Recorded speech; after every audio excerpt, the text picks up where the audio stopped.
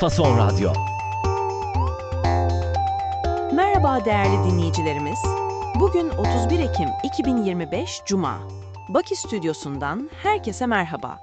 Fason Radyo'da Azerbaycan'dan haberler programına hoş geldiniz. Ben Özlem. Mən də Ele. Bütün dinleyicilerimizi salamlayıram. Özlem, önümdeki notlara bakıyorum da bugün güne bir görevden almayla başlıyoruz. Balakende bir şeyler olmuş. Bəli Özlem, birbaşa gündəmin zirvəsindən başladıq. Prezident İlham Əliyevin sərəncamı ilə Balakən rayonunun icra başçısı İslam Rızayev vəzifəsindən azad edilib. Azadlıq Radiosu və BBC Azəri xəbər verir ki, Dövlət Təhlükəsizliyi Xidməti icra hakimiyyətinin binasında əməliyyat keçirib. Bir saniye, rayonun icra başçısı dedin. Bu bizdeki vali gibi bir pozisyon mu? Bəli, tam olaraq. Bizdə rayonlar var, sizdəki ilçələr kimi düşünə bilərsiniz. İcra başçısı da o rayonun rəhbəri, yəni valisidir. Anladım. Peki Devlet Güvenlik Servisi neden operasyon yapmış? Mənbələrə görə əməliyyat korrupsiya, yəni rüşvət iddiaları ilə bağlıdır. İcra başçısı ilə yanaşı bəzi köməkçiləri və digər vəzifəli şəxslərin də saxlanıldığı bildirilir. Vay, bu yolsuzluk hikayeleri dünyanın hiçbir yerinde bitmiyor anlaşılan. Şimdi biraz dışarıya bakalım. Dünkü yayınımızda Montenegro'daki vatandaşlarımızın durumundan endişeyle bahsetmiştik. Olaylar daha da büyümüş galiba. Təəssüf ki, vəziyyət daha da gərginləşib. BBC Azərinin yazdığına görə, paytaxt Podgoritsada miqrantlara qarşı etirazlar şiddətə çevrilib.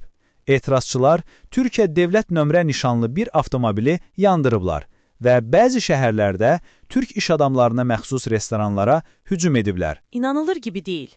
Umarım oradaki herkes güvendedir ve bu saldırganlık bir an önce son bulur. Buradan biraz daha umut verici bir habere geçelim o zaman.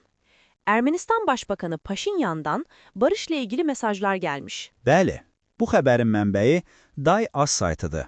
Ermənistanın baş naziri Nikol Paşinyan Paris Sülh Forumunda çıxış edib. O, Ermənistan və Azərbaycanın Cənubi Qafqazdakı ortaq maraqlarını və taleylərinin bir-birinə bağlılığını anlamağa başladıklarını bildirib. Kulağa hoş geliyor. Kalıcı bir barış için bir umut var yani. Paşinyan, 2026-cı ildə Ermənistanda keçiriləcək parlament seçkilərinin bölgədə davamlı sülhün təmin olunması baxımından böyük əhəmiyyət daşıdığını vurğulayıb. Anlaşıldı. Biraz da ekonomi ve kültür konuşalım. Dünya Bankası ile bir işbirliği haberi var. Bəli, Azərbaycanın Maliyyə Naziri Sahil Babayev Dünya Bankının nümayəndə heyəti ilə görüşüb. İctimai maliyyənin idarə edilməsi və rəfahın artırılmasına yönəlmiş layihələr müzakirə olunub. Bu da Day Az saytının xəbəridir. Kamu maliyesi yönetimi. Çok önemli ama bir o kadar da teknik konular. Neyse ki notlarında sanata dair güzel haberler de var. Bəli, Heydər Əliyev Fondunun təşəbbüsü ilə mədəniyyət ocaqlarına, musiqi məktəblərinə yeni musiqi alətləri alınıb. Həmçinin Bakıda Art Weekend, yəni İncəsənət həftə sonu tədbirlər çərçivəsində İçəri şəhərdə və Milli İncəsənət Muzeyində yeni sərgilər açılıb. Gençlere ve sanata yatırım yapmak her zaman en doğrusu. Ali, notlarında sonda çok şaşırtıcı bir haber var. Amerika'da bir suikast planı ve Azerbaycan kökenli 2 kişi. Bu nedir tam olarak? Bu xəbər də Azadlıq Radiosundandır. ABŞ-da İranlı müxalif fəal Məsih Əli Nəcadiyə qarşı sui-qəsd planında iştirak etdikləri üçün Azərbaycan əsilli 2 nəfər 25 il həbs cəzasına məhkum edilib.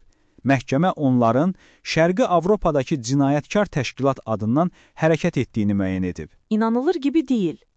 Gündem yine çok yoğunmuş. Çok teşekkürler Ali notların için. Mən təşəkkür edirəm Özləm. Fason Radyo'da Azerbaycan'dan haberlerin bugünlük sonuna geldik. Yarın yine aynı saatte buluşmak üzere, hoşça kalın.